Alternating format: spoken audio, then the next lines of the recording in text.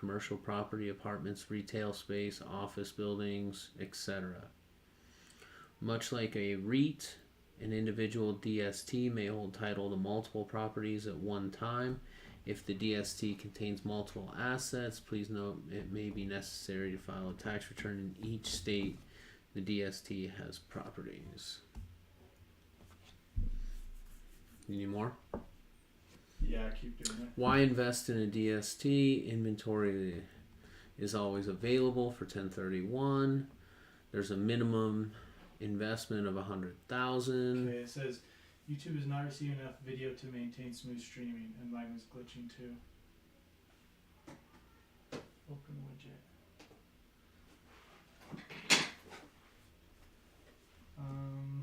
I'm gonna turn off your Wi-Fi on your phone.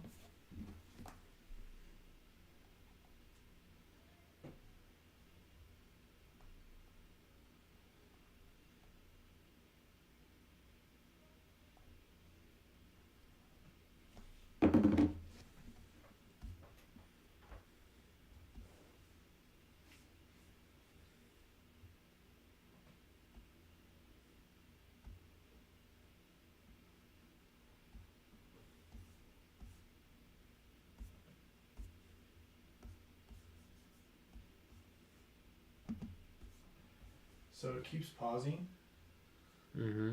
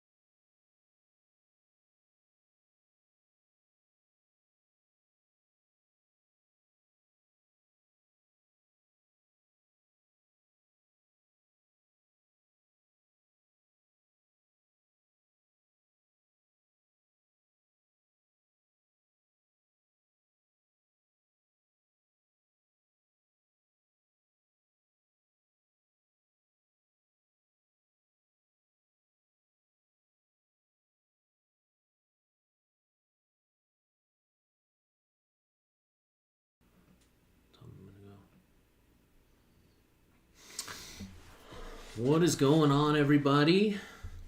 Welcome to the live stream. I appreciate people jumping on today. And we're testing out a little bit on audio here and just making sure that you can hear us well and that sort of thing. So if you can, just pop into the chat here. Let me know that it's coming through loud and clear. And as you make comments and all that sort of stuff, I love to see the names come through so that I can see who is joining me. But we got definitely some good stuff to talk about today. I know there's some things in the news that people want to know about, and just to be able to do these live streams on a monthly basis is a lot of fun. And from the feedback that I'm getting a lot of hearing that you guys are getting a lot of value out of this. So Ray, Kelly, thank you guys for joining. Dawn, thanks for being here. And Allie, thank you for letting me know that it's coming through loud and clear. I also do want to just encourage you guys to post questions into the thread here. Any questions that you have related to taxes, I'm on for the next little while to answer those questions and make sure that you have a good understanding of the things that you're concerned about. I also do have some questions that people have emailed me, and so I'm going to go through some of those questions. So I do have a base of kind of what I am going to start out with, but I really do want to give a lot of encouragement to have people jump in and ask questions. Also, if I go through something and you need some clarification, feel free to just drop that into the thread here as well.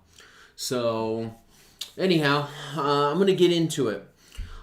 We just had some pretty big legislation passed, and it's called the Inflation Reduction Act. You've probably seen that over the past couple weeks go through Congress, and some of the feedback that people are getting depending on what side of the aisle you're on. There's good and bad, pros and cons, but it is signed into law now. And it's one of the things that is a reality now. We are dealing with it. And so somebody asked about the 15% minimum tax that's going to be levied on corporations. I kind of, in my practice anyways, want to maybe calm some nerves on this.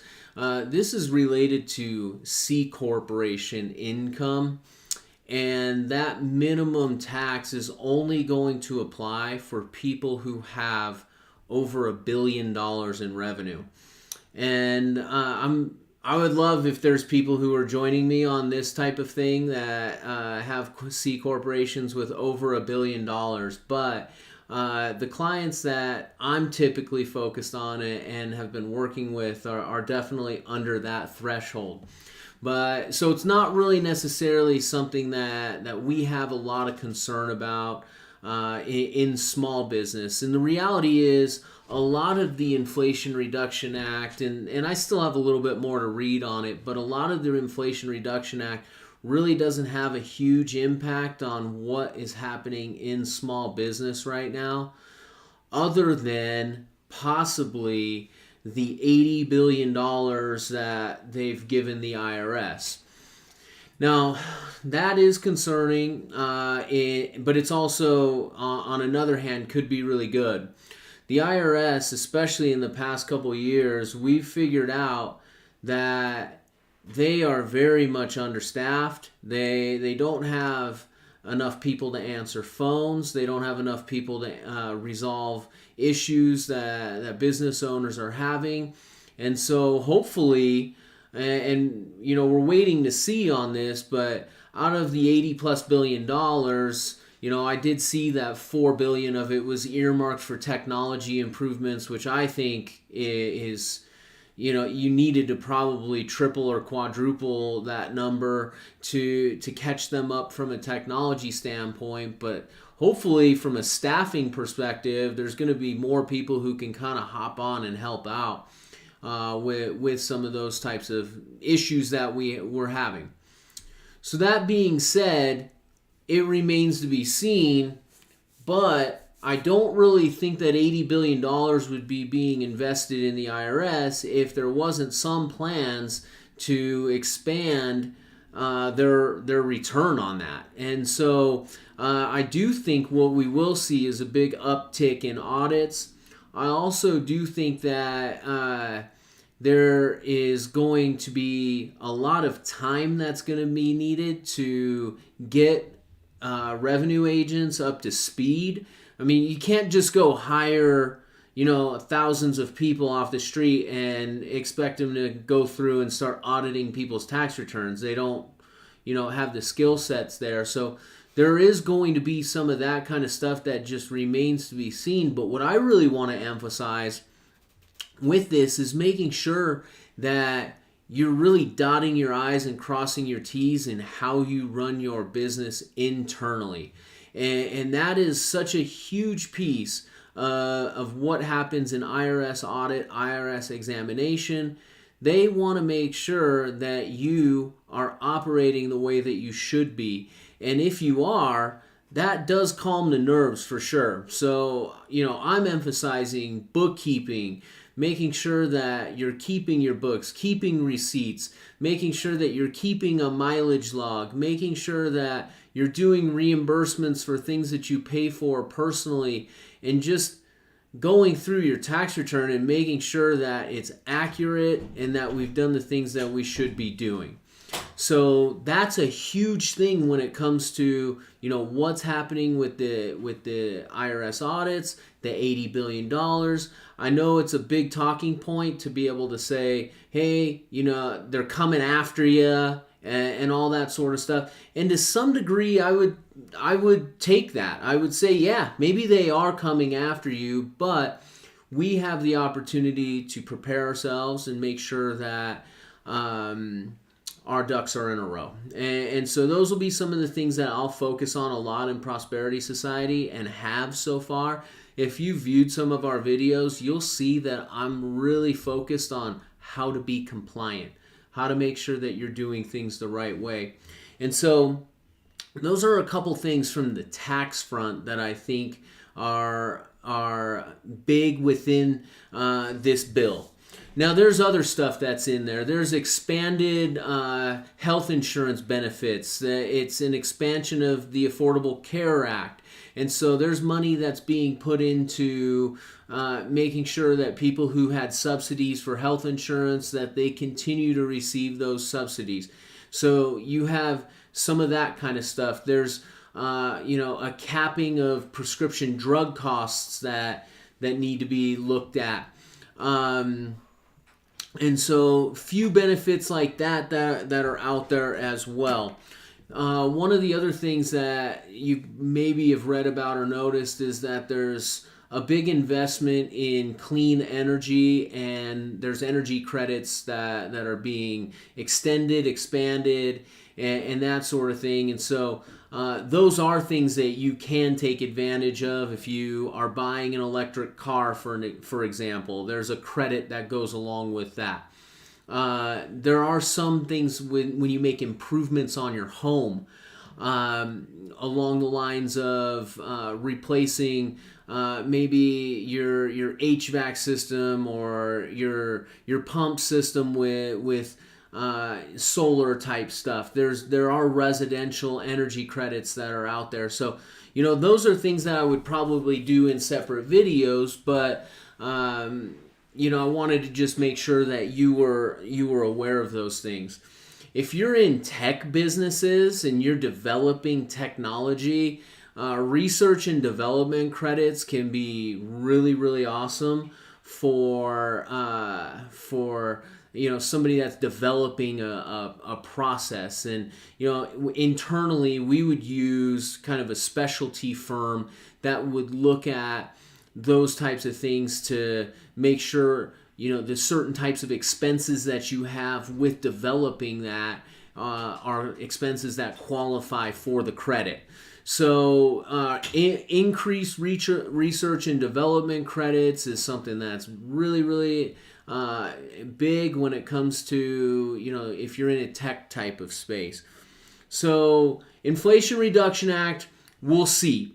I mean, I think it's called the Inflation Reduction Act, but I don't really know, if it's going to calm inflation. I mean, anytime the government says we're going to spend $787 billion or whatever the number finalized at, you've got to think to some degree that that still could cause inflation. So, the title, it may not be all that it's set out to be, but there are some bullet points within it that we can be looking at, and you'll probably see impact your tax situation.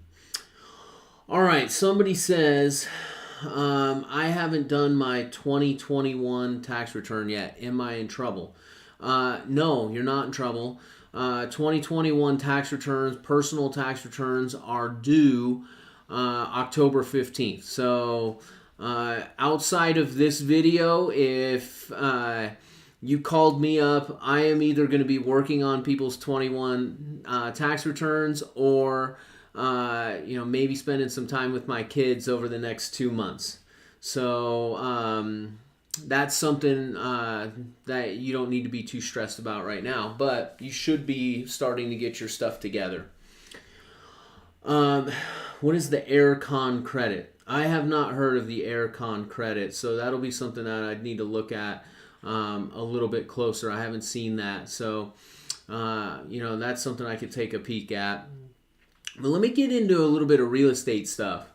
I do have somebody that asked a specific real estate type question, and it's kind of an interesting one. I think this is one that maybe people have experienced or will experience at some point, and so let me jump into it. The question is, the client has a personal residence currently that they've been living in for years. And what they want to do is buy a second property in another state, but they're not really necessarily ready to move there yet. And so he kind of wanted me to go through some of the different scenarios. So scenario number one is a wait and see approach. And your pros and cons with going along with that really just depend on what happens in the real estate market. I mean, if the real estate market ends up jumping up, then you're going to be sitting there, wishing you would have bought the property. But if the real estate market crashes in the next couple years, you might have actually saved yourself from overpaying. And so there's the wait and see approach, which basically is a coin flip. I mean, none of us can really predict that future, but if you end up waiting, you keep yourself less leveraged as far as maybe a potential debt that you may have to take, but you also don't have that second home that you can go to in California and visit and spend time with family. So there is the wait and see approach on that. It does save you from paying interest on debt. So there could be some cash savings on that, but really it's a coin flip.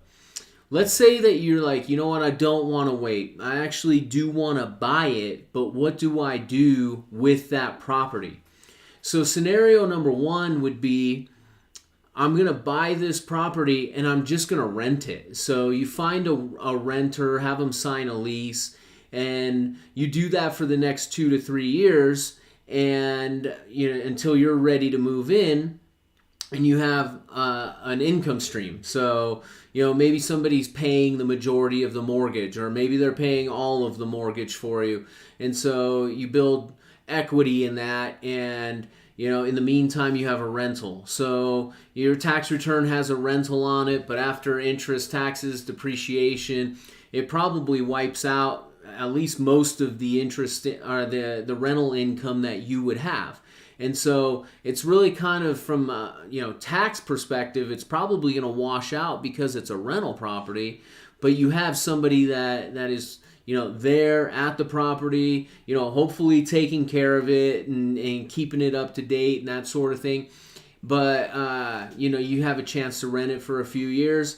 And then, like I said, the market can go up or down, but you're going to live in it for the rest of your life anyways. So who really cares? I mean, you don't care. You don't necessarily care in the short term whether it goes up or down because it's already been purchased. So you can make it a rental. The next idea would be to make it a short-term rental. I mean, depending on the location and where it's at, in my experience, people who do short-term rentals, they have a huge opportunity to do much better than what you can get from a long-term renter. So, you may be able to rent something out for $300 or $3,500 a month, but if you have a short-term situation and it's a bigger house and can sleep a lot of people and that sort of thing, you can charge $500-$600 a night and find yourself in a situation where it's like, well, if I just rent it for a week, that would be the same thing as having a long-term renter. If I rent it for 2 or 3 weeks, now I'm suddenly making 10 grand a month off of it or whatever. So I kind of like the idea of a short-term rental just because it has a lot of upside and maybe not as much wear and tear as somebody that signs a 1 or 2 year lease. So you get a lot of upside on the cash flow on that. How it affects the tax return is you would be in a situation where now you have a business essentially. I mean, short-term rentals are more like a regular business, but at the same time, you still have interest, taxes, depreciation, and all that sort of stuff. And so you find yourself in a spot where you have some deductions to offset that income. And even on top of that, there's some tax strategies that you can implement possibly in the first year where you get a big tax deduction through something called a cost segregation. Cost segregation is a way to accelerate depreciation on your property, and that potentially is a big offset against your active income because we treat the short-term rental stuff like it's a business. And so that actually can offset your active income. I could do a whole 30-minute video on that strategy itself, but it is a good strategy that I'd love for people to have in the back of their minds or to just ask more about. Now, so we got wait and see, don't buy it. You got do a long-term rent, a short-term rent. Let's just say those are the 3 options that you could kind of look at. Option number 4 is kind of like, okay, fast forward into the future here and you're ready to move into it. The question becomes now, well, what do I do with the old property? Well, the old property you've lived in for a long time. So when you've lived in a property for 2 of the last 5 years, there's an exclusion, a capital gain exclusion in Section 121. Section 121 says if you lived there 2 of the last 5 years, then you would be able to sell that property, and if you're married filing joint, you can exclude $500,000 worth of capital gains. So that's huge. So let's say you bought a house for $500,000, you end up selling that property for $1 million, you would pay no taxes on that transaction if you're married. So you find yourself in this spot where, okay, do I sell it? Do I hold it as a rental? And really it just depends where you're at. I mean, if you were going to hold it as a rental, you can hold it as a rental for 3 years and then do the sale, because then you would live there 2 of the last 5 years. So if you want the rent income, by all means, rent it out for 3 years and then decide, do I want to sell it? If it's too much of a hassle for you, you just want to end up on a beach somewhere and you don't want to have to be worrying about a property in a different state, then you sell it, pay your capital gains, and move on with life. But it really just depends kind of where you're at with things and what you want to do as far as your family goes. But if you wanted to hold it forever, you totally could. And when you pass away, your kids would inherit that property, and as the tax law is written right now, they would get a stepped up basis to whatever the fair market value is when you passed away. So, I would kind of say you have a 3-year window to decide. You're either going to rent it for a couple years and then sell it, but I would not wait 5 years and then decide to sell it, because then you lose your exclusion. So hopefully that kind of helps out. Just a little bit when it comes to that kind of stuff. All right, let's see. Somebody asked me, what is an opportunity zone? is it a good thing to invest in an opportunity zone? In the 2017 tax cuts that President Trump signed, there was a big piece of money that went into investing in opportunity zones. And what they did all along the map in the United States is they identified areas that were maybe a little bit run down. They needed investment. They wanted investment money to come in and improve certain areas. So, what ended up happening is all these different areas were identified, and what it happened is it gave investors a chance to be benefited by investing in those areas. Because a lot of times when you have money to invest in, your first thought is not, let me go to the crappiest neighborhood. Sometimes it is, don't get me wrong, but it's not the first idea, is to go to the worst neighborhood and invest there. But what this ended up doing was giving people a chance to make that investment, some initiative, some incentive. So what they ended up saying is they said, okay, if you sold a property, if you sold stock, you had a capital gain. Then you need to, what you want to do is you want to make sure that you end up taking that capital gain money and moving it to one of these opportunity zones. So the opportunity zone is, this certain area, and what they said is if you end up investing in that area, then you don't have to pay taxes on the capital gain. And so it ended up being really kind of cool, where it was one of those things where it's like, okay, let's just say I had $100,000 capital gain because I nailed the stock market, and I ended up doing a great job with that. Well, that 100,000 is it normally would be taxed like $20,000. But if I ended up saying, oh, you know what, I'm going to end up going to an opportunity zone. If I took that $100,000 and invested in real estate there, or a commercial building, single family residence, apartment complex, any of that type of stuff, and I held my money there for 10 years, then I would get an exclusion from the capital gain. So the opportunity zone ended up becoming kind of a really cool thing for people that had these big capital gains from projects that they were doing, and they were able to move those into areas that really ended up needing more development. So, I really like the idea of the opportunity zone. Billions of dollars kind of went into this, and people who are against it would say, well, that just made areas less affordable because there was now nice properties and different things like that. So it just kind of depends on how you look at it. But overall, the program ended up bringing billions of dollars into maybe the neighborhoods that maybe needed it the most. So that's the opportunity zone.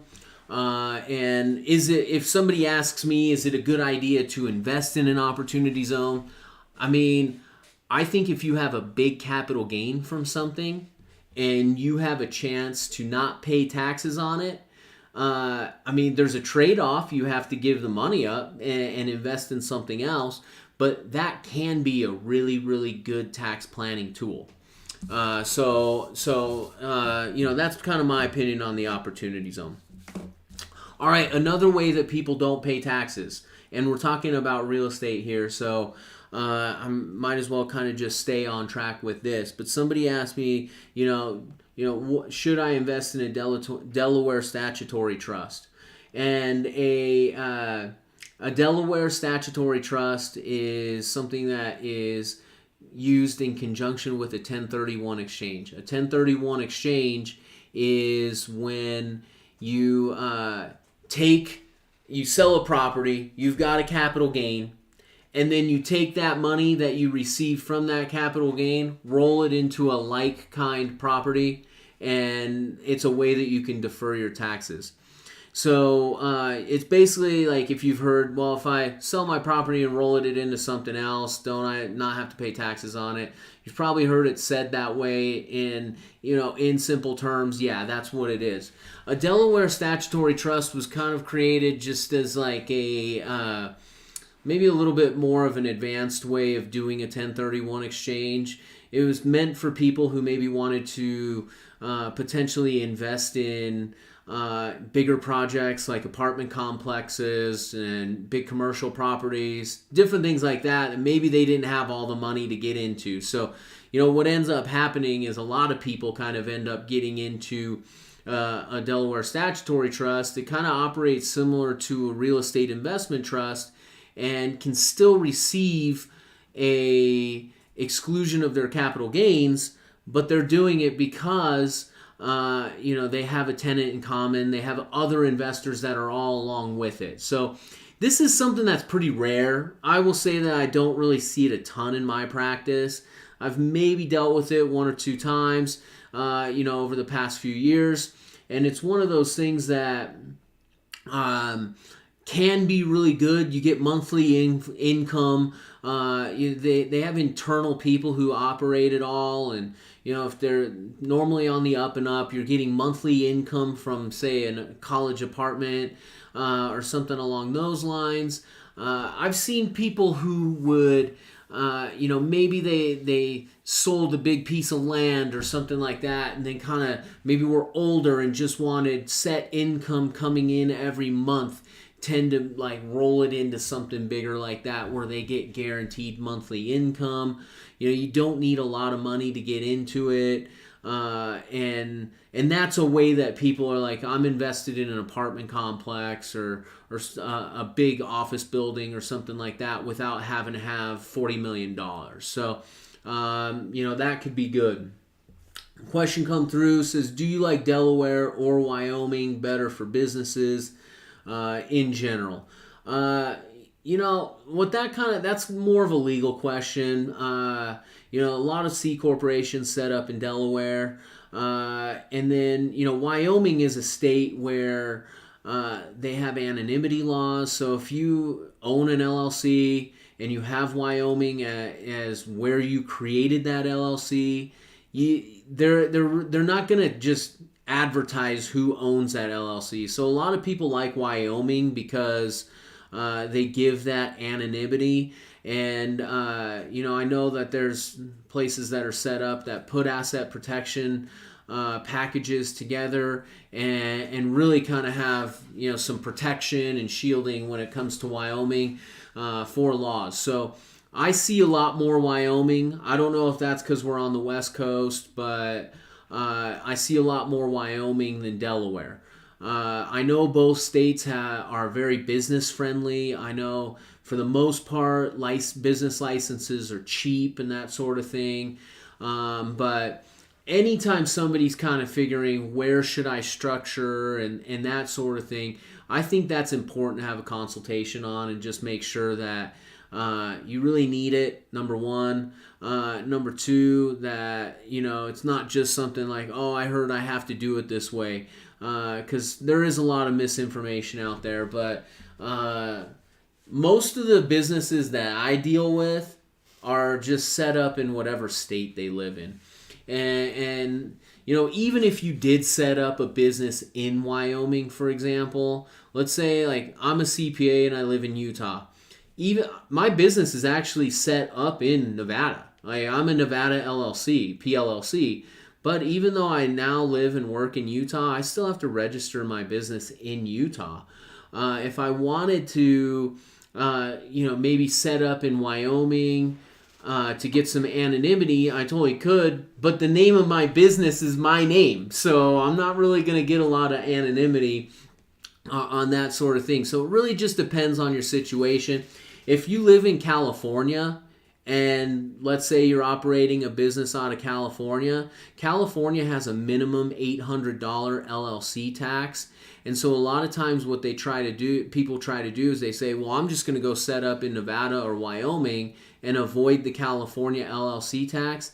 That's not always going to work. And so, if you're hearing that, it really does come down to where you live. And most of the time in your business, wherever you're operating, you're going to have to register your business in the state that you're operating in, even if you are set up in a different state.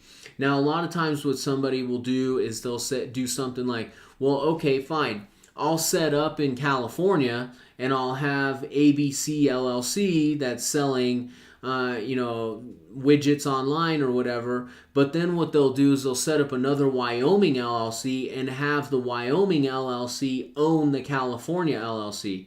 And that's a way that you kind of shield who knows who the owner is in the business. So, that's something that is an asset protection type strategy that I know that I've seen people implement. All right.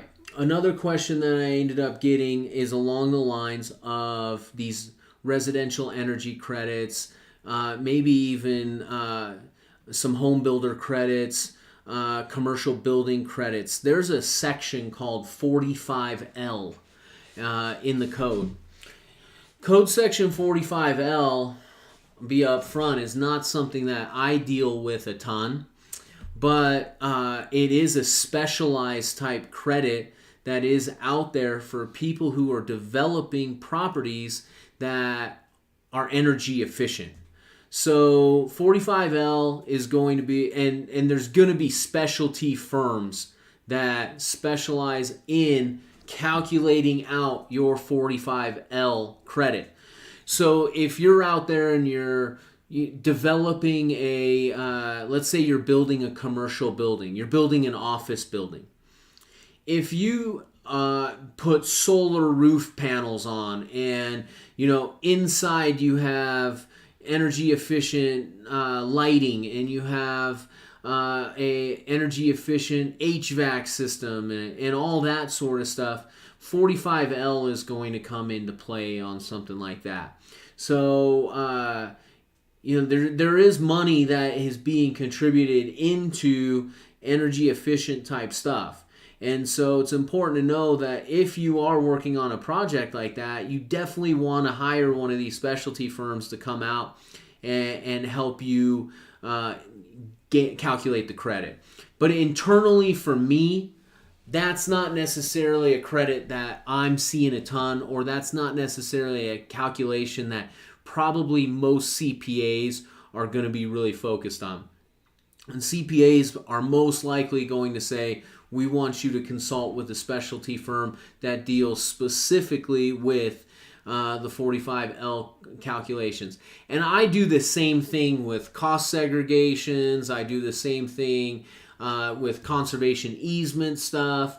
I'm doing the same thing with research and development credits, which I've talked about. And so those are the types of things that there are firms out there that are specifically set up to know all the ins and outs of that sort of stuff. Let's see. Another thing that I ended up getting that I think is worth mentioning is real estate is typically what's called a passive activity. So if you have rental properties and you make over $150,000, you're going to end up having something called passive loss carryovers. All right? And those losses that are going to accumulate are only deductible if you have passive income. So you have to have rental income to offset the passive losses if you want those losses to release. So let me give you an example. Let's say you have a rental property, you rent it for 10 years, and you make over $150,000 a year. After interest, taxes, depreciation, all the HOAs, all the different stuff that we pay for with rental properties, let's just say each year you had a $2,000 loss. And so over 10 years, you have this $20,000 loss that's just sitting there on Form 8582 as a passive loss carryover. Now, the only way that you would really be able to use that $20,000 is if, let's say, one year your rental income went up a lot and you had $2,000 worth of income instead of a $2,000 loss. Now that bucket of 20,000 would wipe out the 2,000 and you'd be at zero. So you have to have passive income to use passive losses.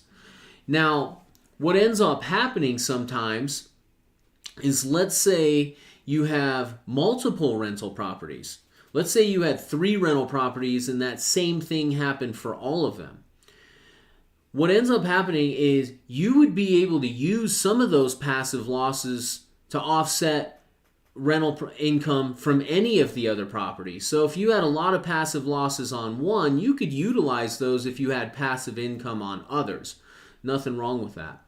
Another way that you can actually use that bucket of 20,000 is if you sell the property. If you end up selling the property and you have capital gains from the sale of that rental property, the whole bucket of passive losses will release. So let's say you sold it and you made $100,000. You would have $100,000 capital gain on one line, and then you'd have a $20,000 passive loss released on the next line. A lot of people will say, can all the passive losses offset the capital gains? The answer to that's no, not necessarily. All the passive losses and capital gains are 2 separate buckets. So you're only going to, you had a $100,000 capital gain, but that doesn't necessarily equate to now I can take all the passive losses from all of the properties that have been out there, because capital gains and passive losses are reported in 2 different sections. So if you sold one of the 3 properties, that bucket from the property that you sold, that one bucket of 20,000, that's what would be released for you on the tax return. All right, a lot of those questions came from Ray Akazawa, and he's in the thread here, which I appreciate him, and giving us a lot of cool content to kind of run through. And I think Prosperity Society members and people who come to this live stream will realize that the community is what is going to make it really great.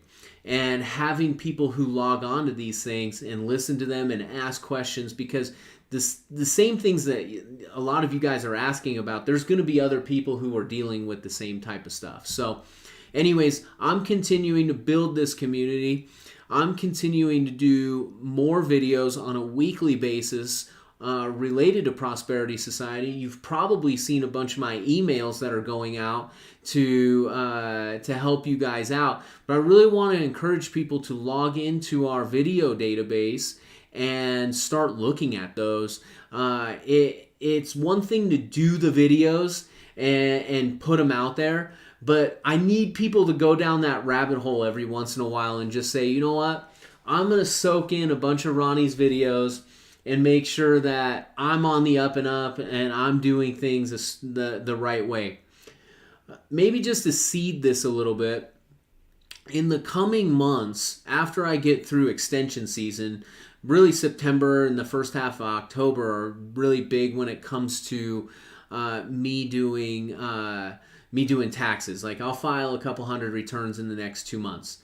But after that, I'm totally going to be focused on tax planning. Tax planning is such a huge part of my relationships with people. And so what we're going to end up doing is we're going to have section that's all set up for tax planning. It's going to have all the different things that we need to be focused on and looking at. And so I'm kind of seeding that a little bit. I want you to get excited for it, because this platform right here that we are building out, this database that we're building out, is something that we're totally committed to. And even though there's a fee associated to it, I have no doubt that the fee associated with it will be minimal compared to the knowledge and information that is out there. So I'm looking forward to continuing to build this.